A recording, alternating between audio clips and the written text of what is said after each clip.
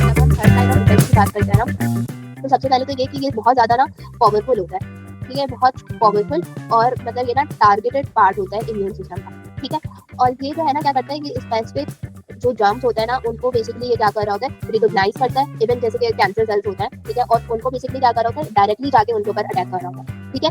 और इस लाइन को हम स्पेसिफिक कहते हैं, ठीक है? स्पेसिफिक इसलिए कह रहे हैं क्योंकि ये क्या करती है कि ना इसको पता होता है, एक एग्जैक्ट जर्म का पता होता है, ठीक है? या ये याद भी रखती है इस केस में, ठीक है? वापस आएगा तो वो उस चीज़ को याद भी रखती है बाय द मेमोरी सेल्स वगैरह, ठीक है? ठीक है, इसलिए स्पेसिफिक है क्योंकि ये स्पेसिफिक जर्म को ही जाके डायरेक्टली किल कर देती है, ठीक है? अब ये काम कैसे करती है, देखो जो आपका लिम्फेटिक सिस्टम होता है या जो आपके स्पेशल वाइट सेल्स होता है ना, उनको आप लिम्फोसाइट्स कहते हैं, ठीक है? जो यहाँ पर ज़्यादातर काम कर रहे हैं। आपके पास ना 2 तरह के मेन लिम्फोसाइट्स होते हैं, एक टी सेल होता है और एक आपका ना यहाँ पे लिखा हुआ ये बी सेल होता है, ठीक है?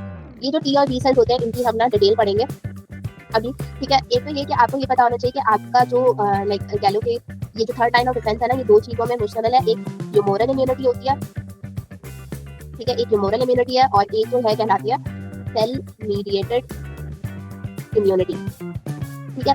जो ह्यूमोरल इम्यूनिटी होती है ना, वो आपकी हो रही होती है बी सेल्स, ठीक है? और जो सेल मीडिएटेड इम्यूनिटी होती है, वो आपकी होती है टी सेल से।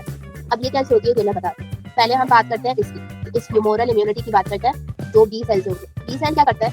बी सेल बेसिकली क्या करता है कि ये वाला जो बी सेल है, ये बहुत सारी क्या बना देता है, एंटीबॉडीज बनाता है, ठीक है? बहुत सारी ना एंटीबॉडीज बनाता है, tiny tiny Y shape protein की ना तरह एंटीबॉडीज बना देता है, ठीक है? और ये जो एंटीबॉडीज होती है ना, ये क्या करती है, ये ब्लड के अंदर फ्लोट कर होती है, ठीक है? या एक स्पेसिफिक जर्म के साथ जाके क्या कर जाती है, स्टिक कर जाती है, ठीक है?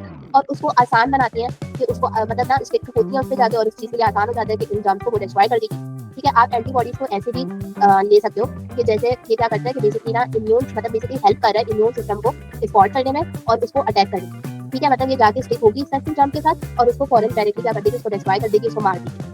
तो ये आपका ह्यूमोरल इम्यूनिटी होता है, जो वर्क करता है बॉडी ब्लड में, ठीक है? और वर्क करता है बाय द बी सेल।